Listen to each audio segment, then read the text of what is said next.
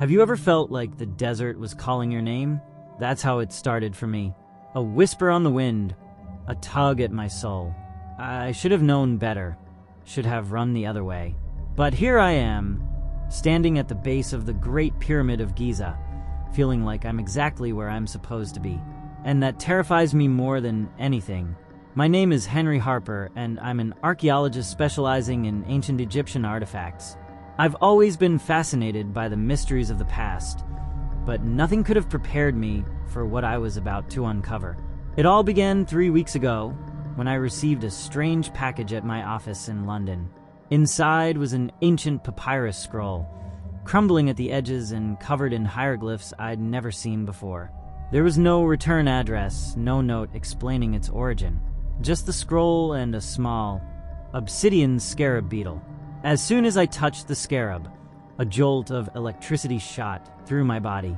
I dropped it, watching in horror as it skittered across my desk, leaving a trail of black sand in its wake. When I blinked, it was gone. I thought I must be hallucinating from overwork, but the sand remained. That night, the dreams began. I found myself wandering through endless corridors of sandstone, torches flickering on the walls, casting dancing shadows that seemed to reach out for me. At the end of each passage stood a figure with the head of a jackal, Anubis, the god of death and mummification. He beckoned to me, his eyes glowing with an otherworldly light. I woke up drenched in sweat, my heart pounding. But instead of fear, I felt an overwhelming urge to go to Egypt. It was as if the dreams had planted a seed in my mind, and it was growing with caught-up passing moment. I tried to ignore it, to focus on my work, but the pull was too strong. Within days, I found myself on a plane to Cairo, the papyrus scroll tucked safely in my bag.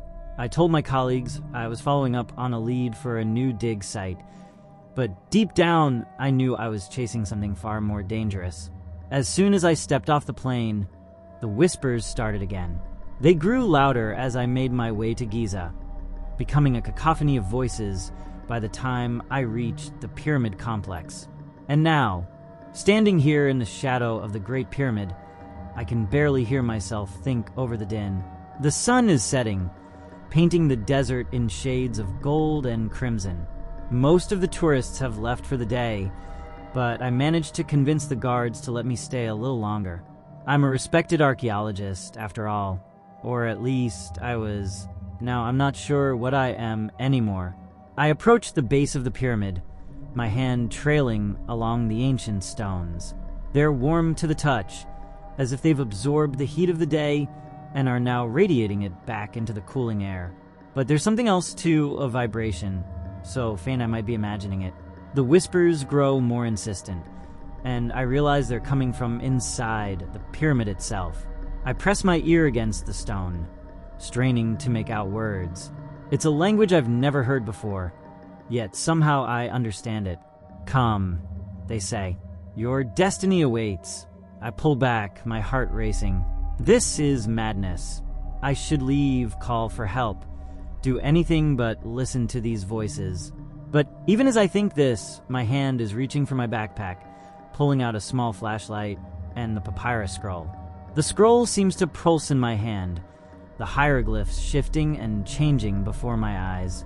They form a map, showing a hidden entrance to the pyramid that I'm certain no modern archaeologist has ever discovered.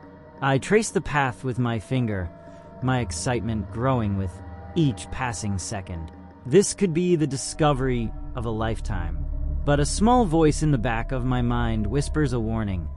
Some things are meant to stay buried.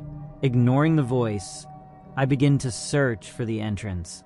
The map leads me to a section of the pyramid that's roped off from tourists. Warning signs posted in multiple languages. I duck under the rope, my flashlight beam dancing across the ancient stones. There, a small indentation, barely visible unless you know exactly where to look. I press my hand against it, feeling the stone give way beneath my touch. With a grinding sound that seems to echo across the desert, a section of the pyramid slides open, revealing a dark passage beyond. The whispers grow to a fever pitch, urging me forward. I hesitate for a moment, common sense warring with the inexplicable pull I feel. But in the end, curiosity wins out. I take a deep breath and step into the darkness. As soon as I cross the threshold, the entrance slides shut behind me with a finality that sends a chill down my spine. I'm committed now, for better or worse. The air inside is stale and thick with the dust of millennia. My flashlight beam cuts through the gloom, revealing walls covered in intricate carvings. They depict scenes I've never seen in any other Egyptian tomb. Bizarre rituals, monstrous creatures, and human figures twisted in agony. I continue deeper into the pyramid, the passage sloping downward at a steep angle.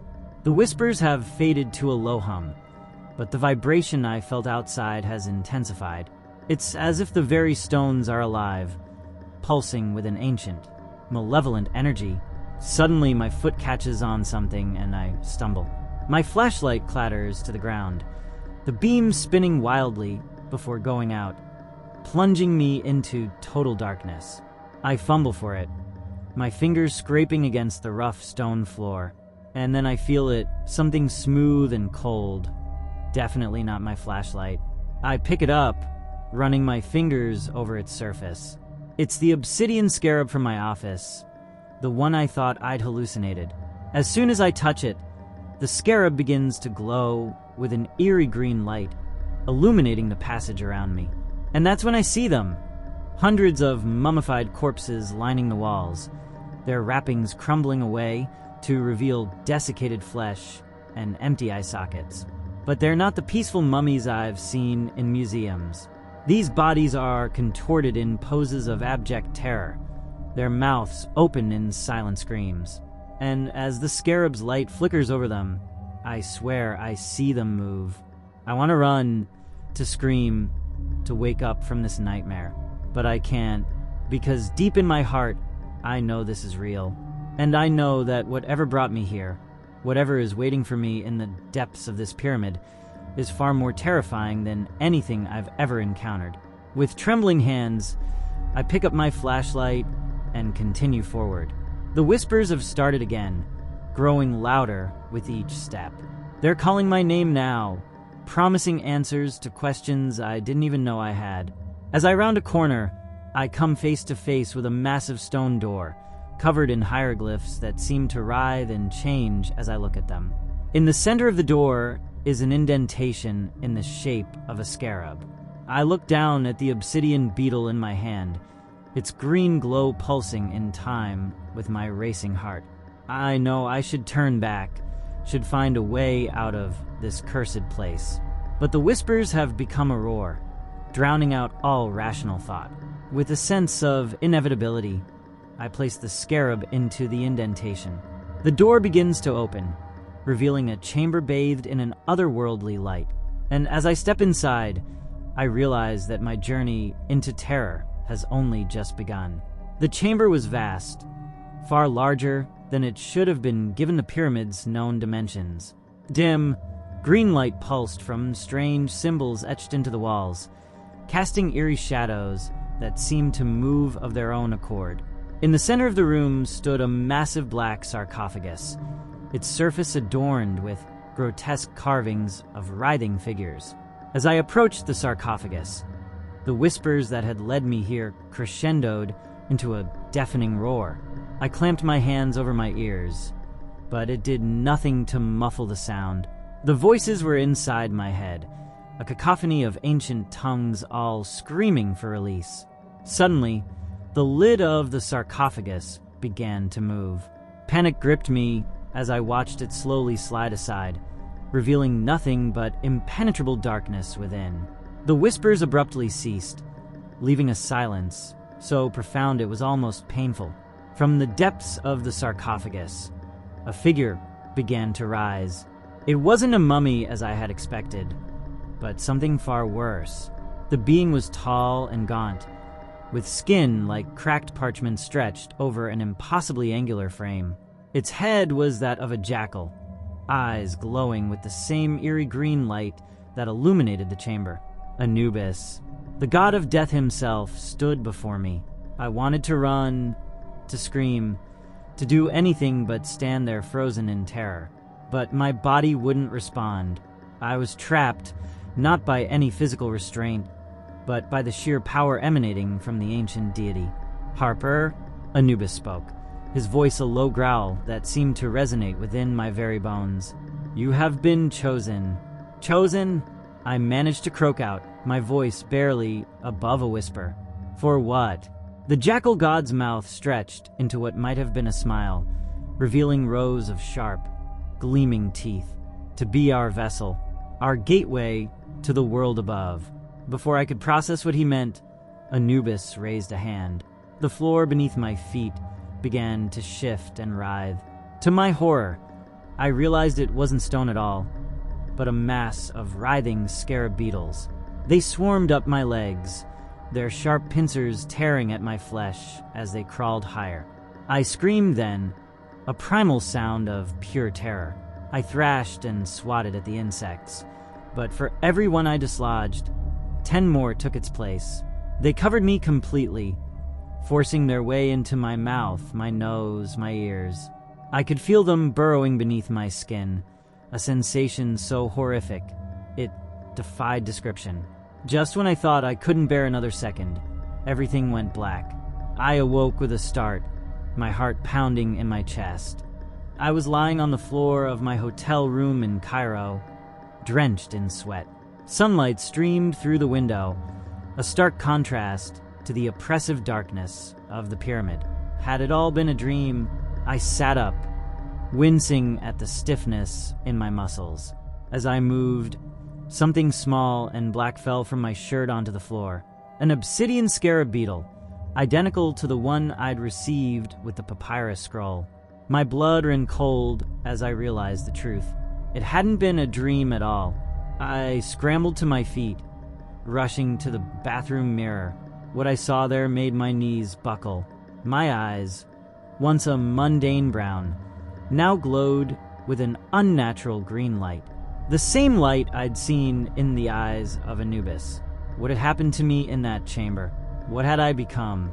As if in answer to my unspoken questions, the whispers returned. But this time, they weren't coming from some external source. They were coming from inside my own mind. The ritual has begun, they hissed. You are the key, the gateway, the harbinger of our return. I gripped the edges of the sink, trying to steady myself as the room spun around me. This couldn't be happening. I was an archaeologist, a man of science. I didn't believe in curses or ancient gods or possession, and yet the evidence was staring back at me from the mirror. A knock at the door made me jump. Dr. Harper? A voice called out. Are you all right? We've been trying to reach you for days. Days. But I'd only been in the pyramid for a few hours at most. Hadn't I? I opened my mouth to respond, but instead of words, a swarm of scarab beetles poured out. I watched in mute horror as they scuttled under the door, followed by the sound of screaming from the hallway. What had I unleashed? The whispers in my mind grew louder, more insistent. They spoke of an ancient prophecy, of a time when the old gods would reclaim the world of the living, and I, Harper, was to be their unwilling messenger. I looked down at my hands, watching as my skin began to crack and flake away like ancient papyrus. Beneath, I could see the glint of beetle carapaces waiting to burst free. The transformation had begun, and there was nothing I could do to stop it. As panic threatened to overwhelm me, a new voice cut through the chaos in my mind. It was clearer than the others, almost familiar. Find the scroll, it said. The truth lies hidden in the hieroglyphs.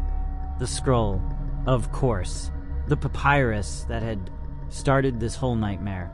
If it had the power to bring me here, perhaps it also held the key to ending this curse. With trembling hands, I fumbled through my bag, praying that the scroll was still there. My fingers brushed against something smooth and cool, the obsidian scarab. As soon as I touched it, the chaos in my mind subsided, leaving behind an eerie calm. I pulled out the scroll, carefully unrolling it on the bed. The hieroglyphs seemed to shift and dance before my eyes, but now I could understand them. They spoke of a ritual, a way to bind the old gods and prevent their return to the world of the living. But the price for this knowledge was steep. To complete the ritual, a willing sacrifice was needed. Someone to take the place of Anubis in the realm of the dead. As I read these words, I felt a chill run down my spine. I knew, with a certainty that terrified me, that I was meant to be that sacrifice. The whispers confirmed it, their tone now tinged with fear. They had chosen me as their vessel, but in doing so, they had also given me the power to stop them. A pounding at the door jolted me from my thoughts. "Dr. Harper, open up or we're coming in." I had to make a decision. I could try to fight this transformation to find a way to save myself, or I could embrace my fate and potentially save the world from an ancient evil. The choice, it seemed, had already been made for me. I clutched the scroll and the scarab beetle close to my chest. "I'm coming," I called out, my voice steady despite the terror coursing through me. As I moved towards the door, I caught a glimpse of myself in the mirror. My eyes glowed brighter than ever, and beneath my cracking skin, I could see the outline of a jackal's skull. I was no longer fully human, but neither was I the vessel the old gods had intended me to be. I was something in between, uniquely positioned to thwart their plans. With a deep breath, I opened the door, ready to face whatever came next. The real battle, I realized, was just beginning, and somewhere in the depths of the Great Pyramid, I could feel Anubis stirring, aware that his chosen one was slipping from his grasp. The god of death would not give up easily, and I knew that my journey into the heart of terror was far from over. The moment I stepped out of my hotel room, chaos erupted.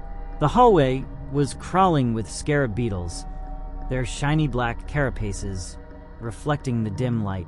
Screams echoed from every direction as hotel guests and staff alike fled in terror, but the insects paid them no mind. Their target was me. As the swarm surged towards me, I clutched the papyrus scroll tighter and ran. My feet pounded against the plush carpet, my lungs burning as I gasped for air. Behind me, I could hear the clicking of countless tiny legs, a sound that would haunt my nightmares for years to come. If I lived long enough to have nightmares, that is. I burst through the emergency exit and into the scorching heat of Cairo. The sun was setting, painting the sky in shades of blood red and deep purple. It felt ominous, as if the very heavens were acknowledging the horror unfolding below. Without thinking, I found myself running towards the Giza Plateau. The Great Pyramid loomed in the distance, a dark silhouette against the dying light. It was calling to me, pulling me back to where this nightmare began. As I ran, I became aware of subtle changes in my body. My muscles felt stronger, my senses sharper. The desert heat, which should have been unbearable, barely registered. What was happening to me? The whispers in my mind grew louder, more insistent. They spoke of power, of transformation, of a destiny written in the stars millennia ago. But beneath their seductive promises, I sensed a current of fear. They knew what I had learned from the scroll, knew that I had the power to stop them. I reached the base of the Great Pyramid, just as the last rays of sunlight disappeared behind the horizon. The tourists were gone, and even the ever-present guards seemed to have vanished. It was just me and the ancient stones. Without hesitation, I made my way to the hidden entrance I had discovered earlier. It opened at my touch, as if welcoming me home. As I stepped into the darkness, I felt a sense of finality. Whatever was going to happen, it would happen here in the bowels of this ancient wonder. The passages were different this time. They seemed to shift and change as I moved through them, leading me deeper into the heart of the pyramid than I thought possible. The air grew thick and heavy, charged with an energy that made my skin tingle. Finally, I emerged into a vast chamber I hadn't seen before. At its center stood an obsidian altar, its surface carved with intricate hieroglyphs that glowed with an inner fire. Surrounding the altar were 13 sarcophagi, each bearing the visage of a different Egyptian deity. As I approached the altar, the sarcophagi began to open one by one. From each emerged a figure, not quite human and not quite animal. The gods of ancient Egypt, brought to life before my very eyes. Anubis stepped forward, his jackal eyes fixed on me. "You have returned, Harper. Are you ready to fulfill your destiny?" I swallowed hard, my mouth dry. "And what destiny is that?" The god of death grinned, revealing rows of sharp teeth. "To be our vessel, our gateway to the world of the living. Through you, we will reclaim what was once ours." The other gods murmured in agreement, their eyes glowing with anticipation. I could feel their power washing over me, tempting me to give in, to surrender myself to their will. But I remembered the scroll, the secret it had revealed, and if I refuse, Anubis snarled, all pretense of benevolence vanishing. "Then you will die, and we will find another. The ritual of rebirth cannot be stopped." I took a deep breath, steeling myself for what I knew I had to do. "I'm afraid you're wrong about that." Before any of them could react, I unrolled the papyrus scroll and began to read aloud. The hieroglyphs burned in my mind, the words flowing from my lips in a language I shouldn't have known. The effect was immediate. The gods recoiled, their forms flickering like bad television reception. Anubis lunged for me, but an invisible barrier held him back. "What are you doing?" he roared, his voice shaking the very foundations of the pyramid. I continued reading, my voice growing stronger with each word. The chamber began to shake, dust and small stones raining down from the ceiling. The gods writhed in apparent agony, their forms becoming less substantial by the second. But as I neared the end of the scroll, I realized the terrible price of this ritual. To bind the gods, to prevent their return, a sacrifice was needed. A willing soul to take their place in the realm of the dead. My voice faltered as the full implications hit me. To save the world, I would have to die. Not just die, but condemn myself to an eternity of torment. Anubis, sensing my hesitation, grinned triumphantly. "You see now, don't you? The choice before you. Join us. Become a god yourself, or suffer for eternity. There is no victory for you here, only different forms of defeat." For a moment, I was tempted. The power they offered was real. I could feel it thrumming in the air around me.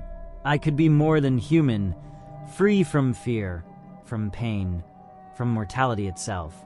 But then I thought of the world above, of all the people going about their lives, blissfully unaware of the ancient horrors that threatened them. If I gave in, if I allowed these gods to return, what would become of them? I made my decision. With a voice that echoed with finality, I read the last words of the scroll. The chamber erupted in blinding light, the screams of the gods drowned out by a roar that seemed to come from the depths of the earth itself. I felt a pulling sensation, as if my very soul was being torn from my body. The pain was indescribable, beyond anything I had ever experienced or imagined. As my vision began to fade, I saw the gods dissolve into mist, pulled back into their sarcophagi. Anubis was the last to go, his eyes locked on mine, filled with a hatred that transcended time and death. Then, everything went black. I opened my eyes to find myself in a vast, empty expanse. No light, no darkness, just nothingness. Was this death? The afterlife? Or something else entirely? A figure appeared before me, shimmering and insubstantial. It took me a moment to recognize my own face, but twisted, corrupted, with the eyes of a jackal. "Welcome," it said, its voice an echo of my own, to eternity. As the full weight of my fate settled upon me, I realized that my ordeal was far from over. In fact, it had only just begun. Time had no meaning in this place. I floated in the nothingness, my corrupted doppelganger, my only company. Its jackal eyes gleamed with a mix of amusement and malice as it circled me, always just out of reach. "You thought you were so clever," it sneered, its voice a twisted echo of my own. "Sacrificing yourself to save the world. But did you ever stop to consider that this might have been the plan all along?" I tried to speak, but no sound came out. My body, if I still had one, felt insubstantial, as if I were made of mist and shadows. The creature laughed, a chilling sound that seemed to come from everywhere and nowhere at once. Oh, poor Harper, always so eager to play the hero. But let me show you the truth of your situation. Suddenly, the emptiness around us shimmered and changed. We were standing in a familiar place, the dusty office of my old professor, Dr. Eliza William. I watched, unable to move or speak, as a younger version of myself entered the room. I remember this day," my doppelganger said, its tone almost wistful. "The day it all began. I watched as Dr. William handed my younger self a small, ornate box. 'This came for you, Henry,' she said, her voice echoing strangely in this phantom realm. No return address. Quite mysterious." My younger self opened the box, revealing the obsidian scarab beetle that had started this whole nightmare. As soon as his fingers touched it, I saw a flicker of green light in my eyes. "The seed was planted," the creature beside me hissed. "And you never even knew." The scene shifted again. I saw myself poring over ancient texts, making connections no one else had seen. With each discovery, the green glow in my eyes grew stronger. "You thought it was your brilliant mind making these leaps," my doppelganger taunted.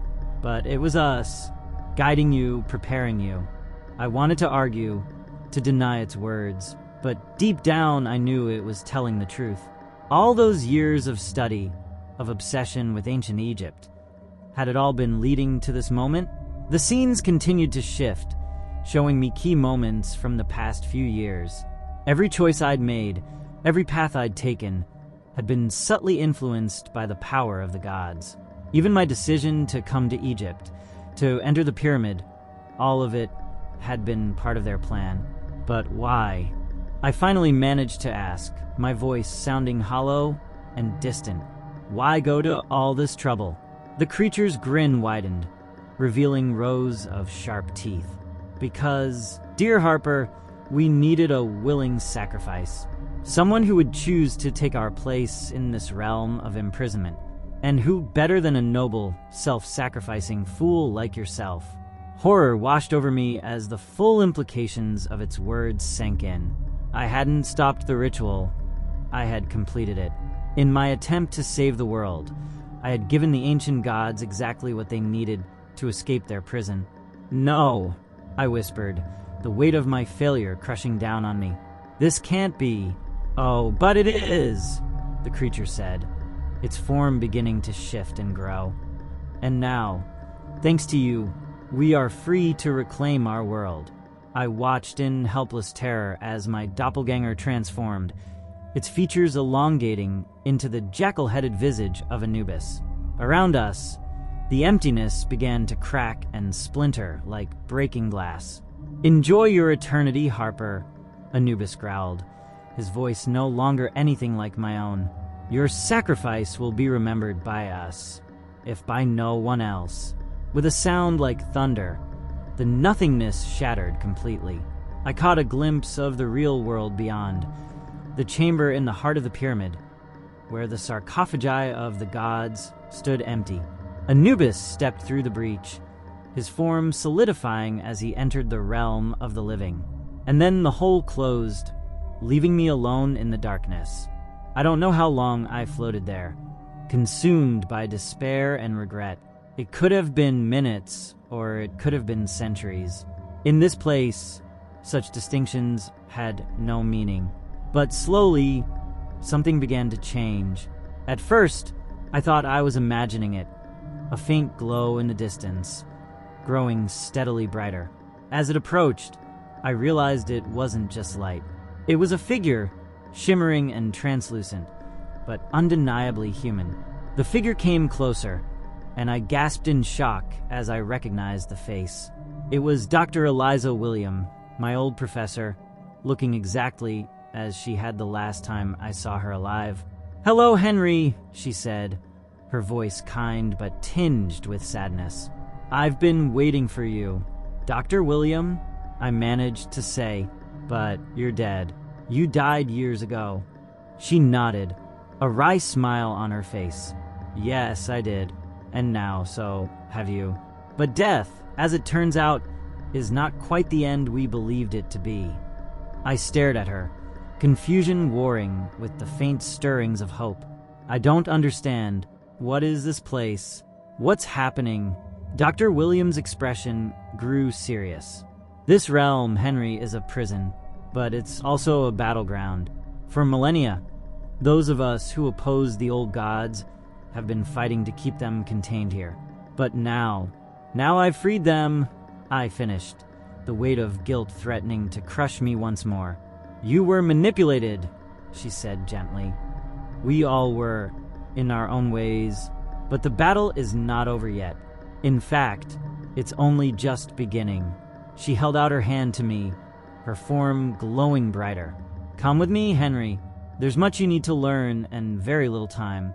The fate of both our world and this one hangs in the balance." I hesitated for a moment, still reeling from everything that had happened. But as I looked at Dr. William's outstretched hand, I felt something I hadn't felt since this nightmare began. Hope. With a deep breath, I reached out and took her hand. As soon as our fingers touched, the darkness around us exploded into light.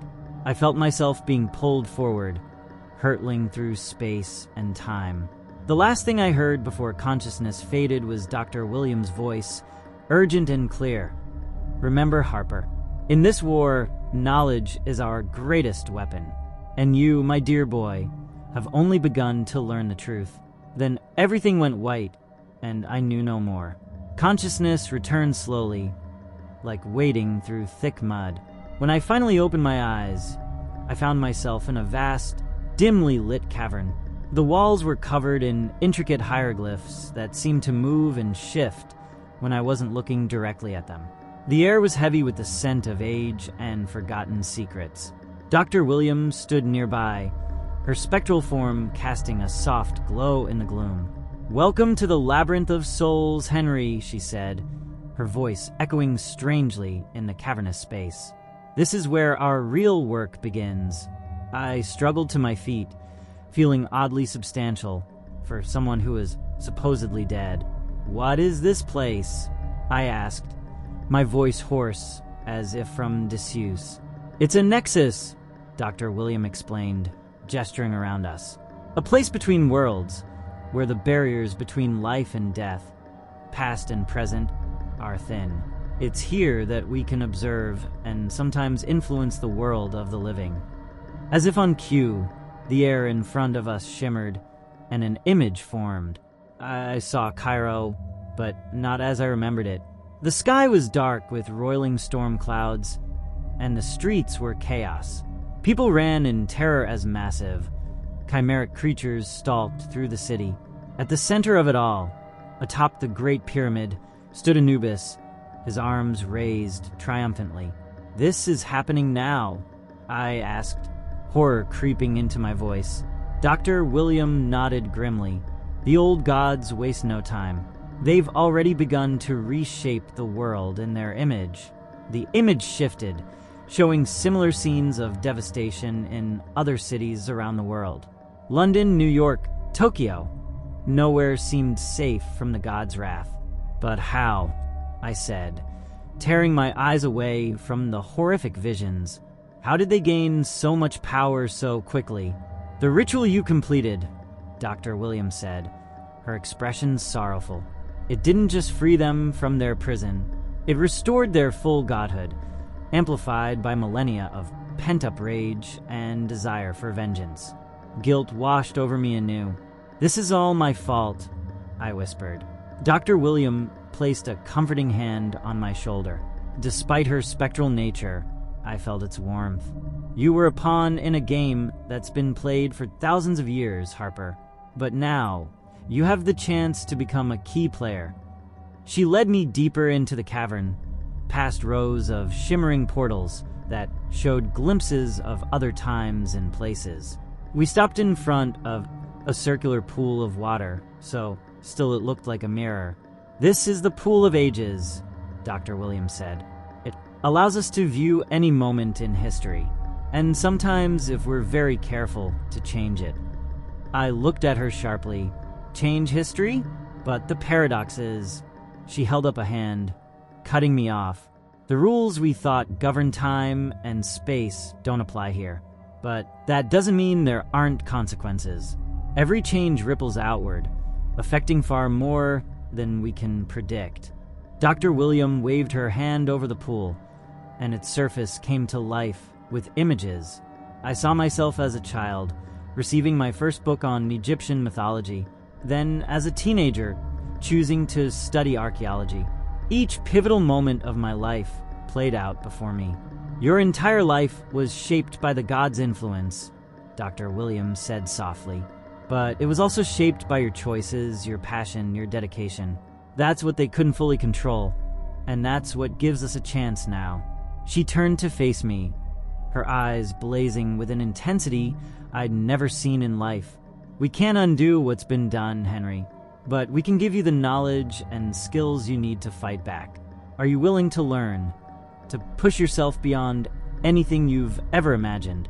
I thought of the devastation I'd seen, the horrors being unleashed upon the world. My world. There was only one answer I could give. "Yes," I said, my voice stronger than I felt. "Teach me everything." Dr. Williams smiled, but there was sadness in it. "The path ahead won't be easy. You'll face trials that will test you to your very core. Are you sure you're ready?" I squared my shoulders, meeting her gaze. "I'm the one who set them free. I have to be the one to stop them." She nodded, seemingly satisfied with my resolve. "Then let's begin." What followed was a training montage straight out of a fever dream. Dr. William led me through the twisting passages of the labyrinth, each turn revealing new wonders and horrors. I learned to read the ever-shifting hieroglyphs, decoding secrets lost to time. I trained my mind to resist the psychic assaults of malevolent spirits, and my spectral body to fight in ways that defied the laws of physics. Through it all, the Pool of Ages was our constant companion. We used it to study the gods, learning their strengths and weaknesses. I watched them in their prime, saw the devotion they inspired and the terror they wreaked, and I began to understand the true scope of what we were up against. But as my knowledge and skills grew, so did a gnawing doubt. Even with all this, I said to Dr. William one day, if day had any meaning in this timeless place, how can we possibly stand against them? They're gods. Dr. William's expression was grave. "You're right, Harper. As we are now, we can't defeat them. But there's one more piece to this puzzle, one final secret I've been waiting to share with you." She led me to a part of the labyrinth we'd never explored before. The passages here were older, the air thick with an energy that made my skin tingle. We emerged into a circular chamber, at the center of which stood a sarcophagus unlike any I'd ever seen. Its surface was a swirling vortex of colors and symbols, mesmerizing and terrifying in equal measure. "This," Dr. Williams said, her voice barely above a whisper, "is the final resting place of Thoth, the god of wisdom and magic. He foresaw the return of the old gods and left behind a gift for those who would stand against them." I approached the sarcophagus, drawn by an inexorable pull. As I placed my hand on its surface, the swirling patterns coalesced into a single image, a jackal-headed figure wearing the crown of Upper and Lower Egypt. "I don't understand," I said, unable to take my eyes off the image. "This looks like Anubis, but it's not," Dr. William finished. "It's you, Henry, or rather, what you have the potential to become." I turned to her, my mind reeling. "What are you saying?" Her eyes met mine, filled with a mixture of hope and trepidation. "I'm saying that to defeat a god, you must become one. The question is, are you willing to pay that price?" As the full weight of her words settled over me, I realized that my journey into darkness had only just begun, and the true test of my humanity lay not in resisting the power of the gods, but in embracing it. The sarcophagus of Thoth pulsed with an otherworldly energy, its swirling patterns hypnotic and alluring. My hand remained on its surface, the image of my potential future, a jackal-headed god, burning itself into my mind. The choice before me was monumental: remain human and almost certainly fail, or embrace godhood and have a chance at saving the world. "There's no going back from this, Henry," Dr. William warned, her spectral form flickering with tension. "Once you accept this power, you'll no longer be fully human. The Henry Harper you were will cease to exist." I took a deep breath, steeling myself. If I don't do this, there won't be a world left for Henry Harper to exist in anyway. With a nod of grim determination, I pressed my palm firmly against the sarcophagus. The reaction was immediate and violent.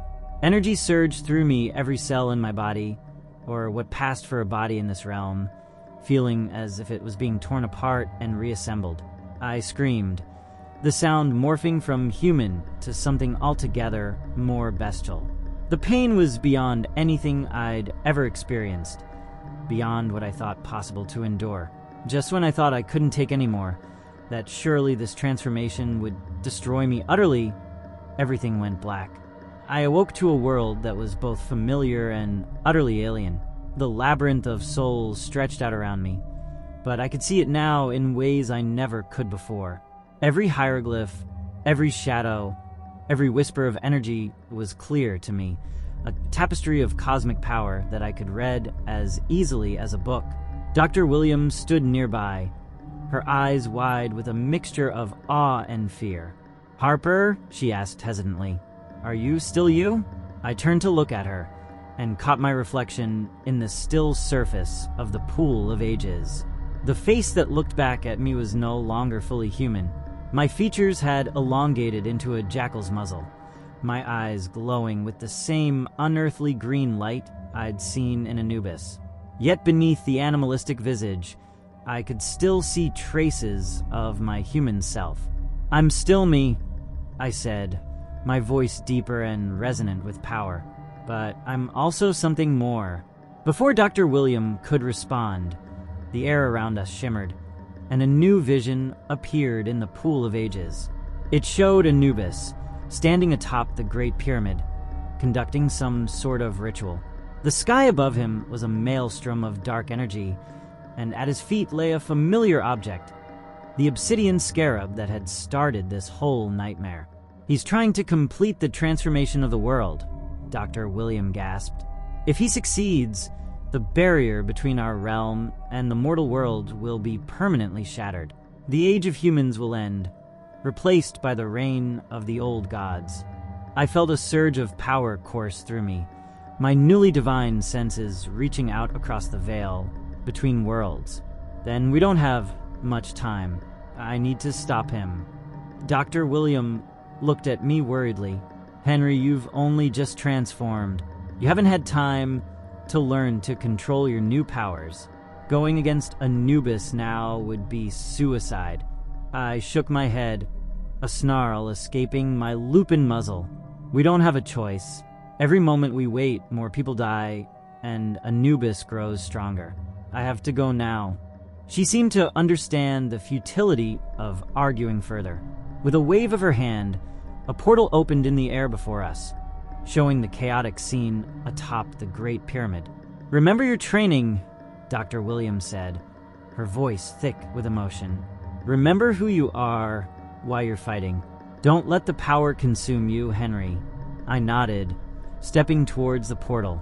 Just before I entered, I turned back to her. "Thank you for everything. If I don't make it back..." She cut me off. "You will. Now go save our world." With a final nod, I stepped through the portal. The transition was jarring, from the timeless quiet of the labyrinth to the howling maelstrom atop the pyramid. Wind whipped around me, charged with eldritch energy that would have flayed a normal human alive. Anubis stood at the pyramid's apex, his arms raised to the roiling sky, chanting in a language that resonated with the very fabric of reality. At his feet, the obsidian scarab pulsed with dark light, each beat sending out a wave of transformation across the land. I could see Cairo spread out below, buildings warping and changing, people screaming as they were caught in the waves of chaotic energy. The sight filled me with a rage I'd never known before, a divine wrath that threatened to consume me. "Anubis!" I roared, my voice carrying over the howling wind. The god of death turned, his eyes widening in shock as he beheld me. For a moment, his chant faltered. "Impossible," he snarled. "You were trapped. How did you—" His eyes narrowed as understanding dawned. Ah, clever Thoth. Always playing the long game. I strode towards him, divine power crackling around me. "This ends now, Anubis. I won't let you destroy this world." He laughed, a chilling sound that echoed across the dimensions. "Destroy? Foolish godling. We are remaking it, returning it to its true form, before your kind infested it like a plague." With a gesture, Anubis sent a wave of necrotic energy towards me. I raised my hand instinctively, and a barrier of golden light sprang up, deflecting the attack. "Impressive," Anubis sneered.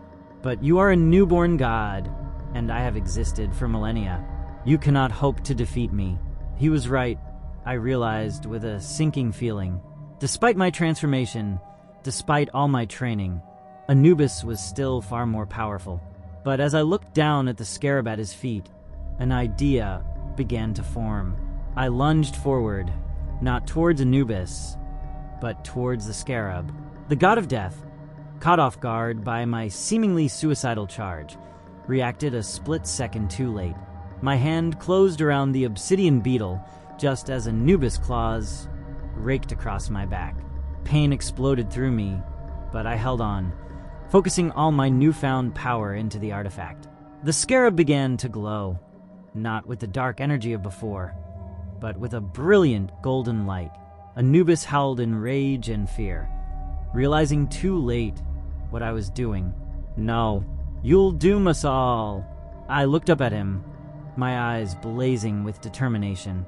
"No, I'm saving everyone, even you." With a final surge of will, I poured everything I had into the scarab. The world around us exploded in light, and I felt myself being torn apart, molecule by molecule. The last thing I heard before consciousness faded was Anubis' scream of defeat, and beneath it, the whisper of Dr. Williams' voice. "Well done, Harper. Well done." Then everything went white, and I knew no more. Consciousness returned slowly, trickling back like sand through an hourglass. I opened my eyes to find myself lying on cool stone, the night sky stretching endlessly above me. For a moment, I thought I was back atop the Great Pyramid, but as my senses sharpened, I realized something was off. The stars were wrong. Constellations I'd never seen before twinkled in the void, and twin moons hung low on the horizon, casting an eerie, silvery light across a landscape that was both familiar and alien. I sat up, my body aching as if I had been asleep for 1,000 years. Looking down at my hands, I saw they were human again. No sign of the jackal-headed god I'd become, but the power still thrummed within me, a constant reminder that I was no longer the Henry Harper who'd first entered the pyramid. "Welcome back to the land of the living," a familiar voice said. Or should I say, the land of the in-between. I turned to see Dr. Williams standing nearby, but she was different too. No longer a spectral form, she appeared as solid as I was, though her eyes held the wisdom of eons. "Where are we?" I asked, my voice hoarse from disuse. "What happened?" Dr. Williams smiled, but there was sadness in it. "You did it, Henry. You stopped Anubis and reversed the transformation of our world. But the price..." She trailed off, gesturing at our surroundings. As I took in more details, I realized we were standing in a vast desert, not unlike the one surrounding the pyramids. But in the distance, I could see impossible structures, buildings that seemed to defy gravity, shimmering oases that flickered in and out of existence, and in the far distance, a pyramid that dwarfed anything on Earth, its peak lost in the clouds. "This is Aru," Dr. William explained. "The field of reeds, the Egyptian afterlife." The implications hit me like a physical blow. "We're dead." She shook her head. "Not exactly. When you poured your power into the scarab, you didn't just stop Anubis. You reset the cosmic balance. The old gods are no longer a threat to our world. But they're not gone either. They're here in Aru, where they belong." I struggled to process this information. But why are we here? Why am I still me? Dr. Williams' expression turned grave. Because someone needs to maintain the balance, to ensure the old gods never threaten the mortal world again. And who better than the one who stopped them in the first place? The weight of her words settled over me like a shroud. "You mean I'm trapped here? Forever?" "Not trapped," a new voice said, deep and resonant with power. I turned to see a figure approaching, tall, with the head of an ibis. "Thoth, the god of wisdom and magic. You are the guardian, Harper," Thoth continued. "The bridge between worlds, ensuring the balance between the divine and the mortal." As he spoke, memories flooded back, not just of my recent adventures, but of lives lived across millennia. I saw myself in ancient Egypt, in Greece, in Rome, always watching, always guarding against the return of the old gods. "How long?" I whispered, overwhelmed by the weight of these memories. "Longer than you can imagine," Dr. Williams said softly, "and not nearly long enough." Thoth nodded solemnly. "Time moves differently here. What feels like moments to us can be centuries in the mortal world. Your sacrifice has protected humanity for thousands of years, Henry." I stood on shaky legs, my mind reeling. "But my life, my family, my world." Dr. William placed a comforting hand on my shoulder. "They're safe, thanks to you. And they'll remain safe as long as you continue your vigil." As if summoned by her words, the air before us shimmered, and an image formed, modern-day Cairo, bustling and alive. No sign of the devastation I'd witnessed before.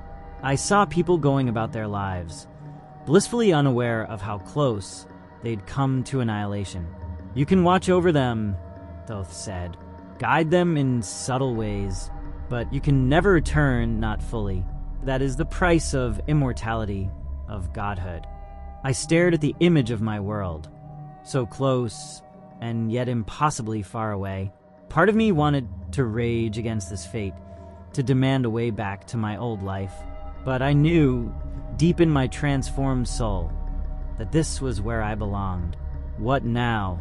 I asked, turning back to Thoth and Dr. William. Thoth gestured towards the impossible city in the distance. "Now, you take your place among us. Learn to use your powers, to navigate the realms between life and death. And watch, always watch, for signs that the balance is shifting." Dr. William smiled, a hint of her old professorial manner shining through. "Don't worry, Henry. I'll be here to guide you, as I have been for longer than either of us can remember." As we began the long walk towards the city of the gods, I cast one last look at the image of Cairo. I saw a young archaeologist excitedly examining a newly discovered artifact, her eyes shining with the same passion for history that had once consumed me. For a moment, our eyes seemed to meet across the barrier between worlds. She blinked, looking around in confusion, before shrugging and returning to her work. I smiled, a bittersweet mixture of sadness and pride washing over me. My journey had come full circle.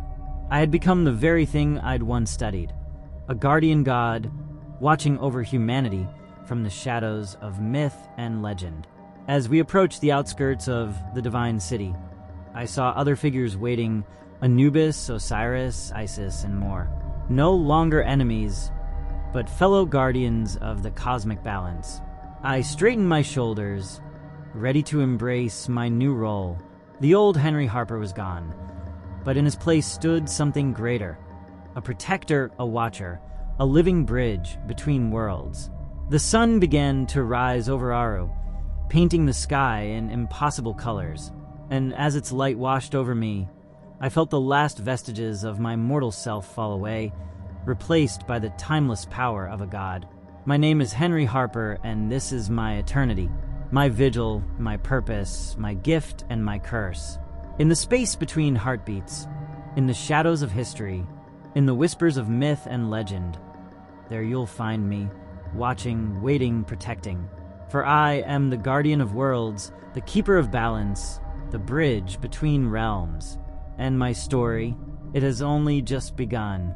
If you enjoyed tonight's tale of horror, don't forget to like this video to show your support. Have a chilling story of your own or thoughts on tonight's horror? Comment below. I love hearing from you all.